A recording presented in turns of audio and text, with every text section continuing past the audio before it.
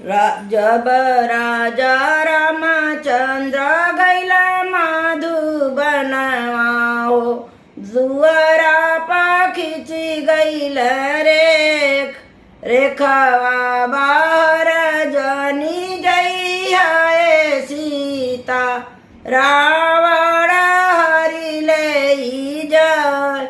जोगिया के भेष धैले आइला रावण वाओ दुआरा पर कर जय कर अंगना बहरती चरिया लौड़िया जोगिया के बिछा देहिया जोगिया के बिछा देहिया तुहरे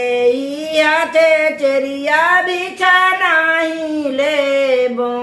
जीनी बोलेली उन्हीं दे जीनी बोलेली उन्हीं दे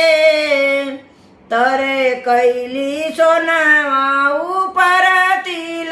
चाउर जोगिया के बिछा देवे जान रेखा भीतर सीता धर्म नहीं होला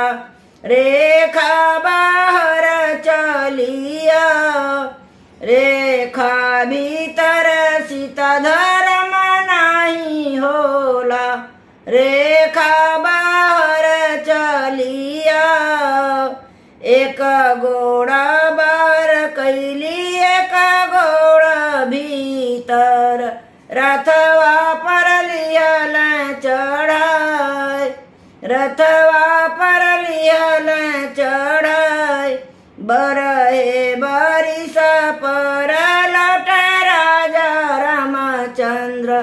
अंगने में गिरा मुरुझाई